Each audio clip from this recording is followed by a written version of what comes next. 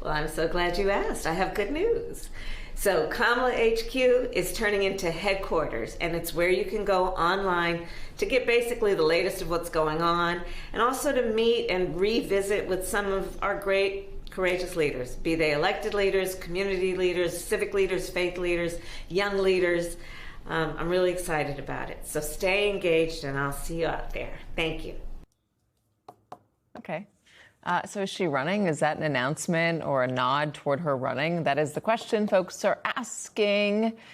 After that Kamala Harris 2024 campaign release of a video rebranding her 2024 campaign social media accounts as headquarters. It is part of an effort for Democrats to try to catch up with Republicans on the digital media front and connect with voters online. Harris, again, has not ruled out a run in 2028. Joining us, staff writer for The Atlantic and MS Now, political analyst Ashley Parker. Stu Stevens said he'd stick around for us as well. Ashley, what do you make of that? So you can just go there and get everything you need and hear from people and what else?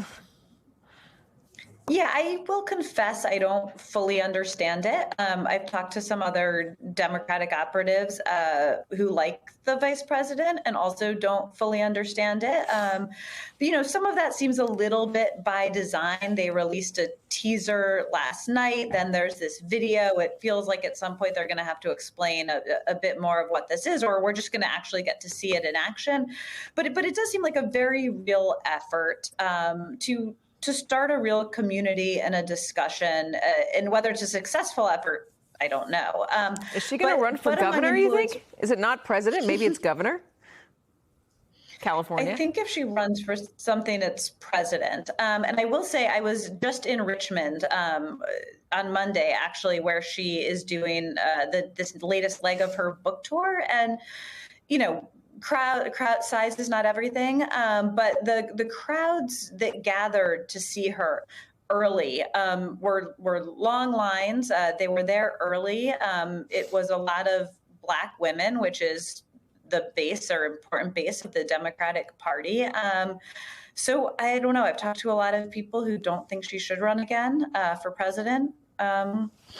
But as you put out, she hasn't ruled it out. And at the very least, she's keeping herself relevant in the conversation. And she's not a lame duck potential candidate until she actually makes a decision. I wonder if it's also trying to combat maybe Gavin Newsom, who's very heavily online right now and is leading the pack and has a real digital strategy. He's got a popular podcast. He's trolling the president. He's certainly peaking right now. You can argue about whether it's not a good idea to peak this early on. But I wonder if this is an attempt to get into the pool so Newsom's not there playing alone. Stu. Look, I mean, to run for president and win, you have to run. And I think what she's saying is that I may run. I'm out here. I'm a viable candidate. Ashley knows this so well. She covered the Romney campaign. A lot of running for president is a battle of wills. There aren't a lot of people out there who are unbiased who say, you should run, you're going to win.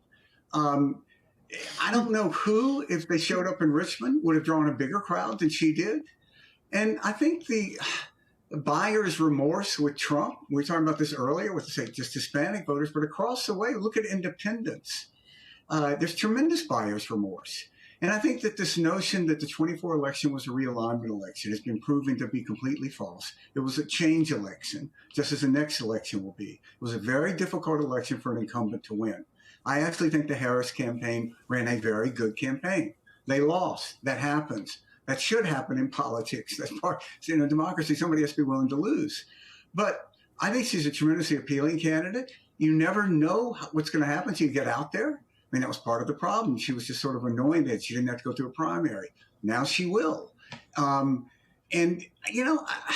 far as whether or not she should have done this or not, every campaign I've ever been involved in, there's all this debate about how to announce, and then 2 months later, nobody remembered how you announced. So it's not going to matter. I mean, we're talking about her, which is a success in and of itself.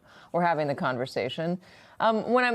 Just moving on to Gavin Newsom here, and that Vanity Fair shoot, we just showed an image from it, an Annie Leibovitz image of it. Actually, it reminds me of the Beto O'Rourke image from early on before, what was it, 2020? Maybe it was out in early 2019 or something. Yeah. It seemed like Beto O'Rourke was like a shoo-in for the nomination. He was so popular, from Texas, so charismatic, and we saw how that turned out. I mean, I hate to say that candidates should not participate with media interviews and photos because it will somehow jinx them. So that's not going to be my talking point here. I always think more participation is better.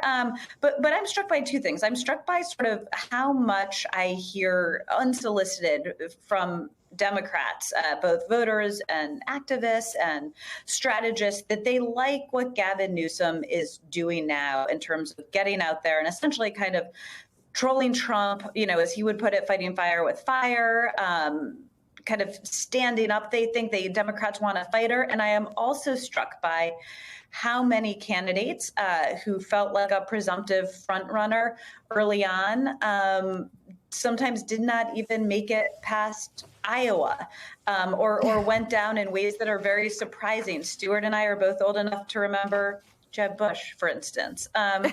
So it's fascinating. He's very compelling to a lot of people, and we are in the year 2026. You could say Scott Walker as well. Bring him into it. I mean, the field is Scott littered Walker, with people. Valenti, Ron DeSantis, yeah. Yeah, who peak early and then don't go much farther than that. All right, Stu, thank you very much.